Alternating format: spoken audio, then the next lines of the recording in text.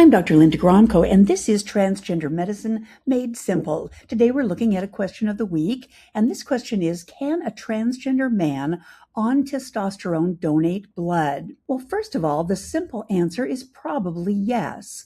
My answers came from BloodWorks Northwest, which is our local blood center, and you'll want to check with your local blood donation center to see if there are specific requirements for your area. But here are 3 simple points to help us examine this question.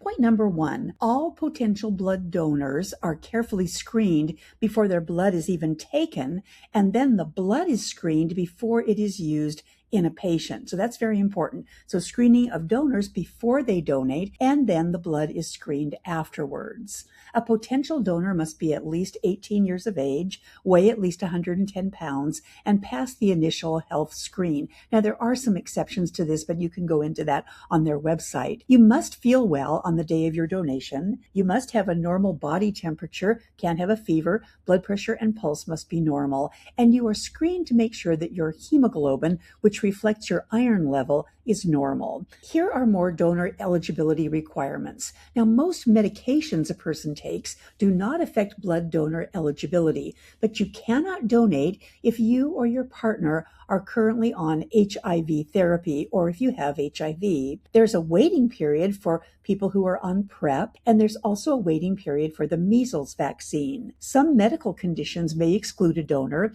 or require specific clarification from their healthcare provider. And these things would include a diagnosis of HIV, hepatitis B, hepatitis C. In those conditions, you simply cannot donate. If you are pregnant, you can't donate. And if you've had a recent pregnancy, this requires a 6-week waiting period. Cancer requires a 1-year wait after treatment. Chronic fatigue syndrome, lupus, Crohn's disease, MS, inflammatory bowel disease, all of these conditions fall into the it depends category. And of course, when you're donating, you cannot be under the influence of alcohol or other substances. In addition, you may be excluded from donation or have your donation delayed by recent surgery if you've had a blood transfusion of somebody else's blood, not your own, certain piercing or tattoo procedures. The type of procedure and where it's performed are variable according to which center you are using. Travel to high-risk locations, for example, countries with malaria,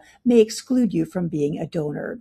The important thing for you, though, is to check with your center about their specific requirements. Point number 2, after you donate blood, your blood undergoes further testing before it will be used in a patient. So there are further tests on the blood itself, including the blood type and RH, and screens for a variety of diseases, including HIV, hepatitis B and C, syphilis, West Nile virus, Zika virus, and more, depending on your location and other factors. Point number 3, all donors at BloodWorks Northwest get the same questionnaire. It used to be that certain groups of people were excluded from donation, for example, gay men or men who had sex with men.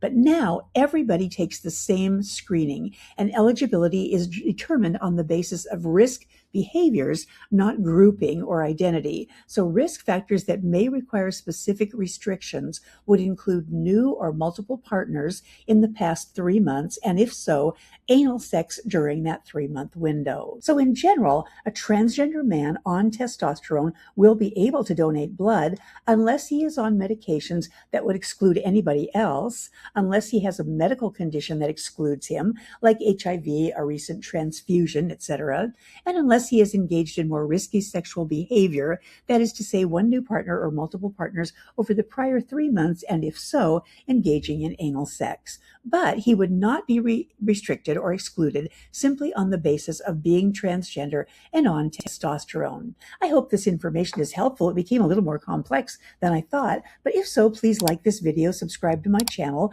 Transgender Medicine Made Simple, and tell your friends. Do you have a question that you would like to have explored? Please submit it in the comment section below. Thanks for watching, and I'll see you in the next video.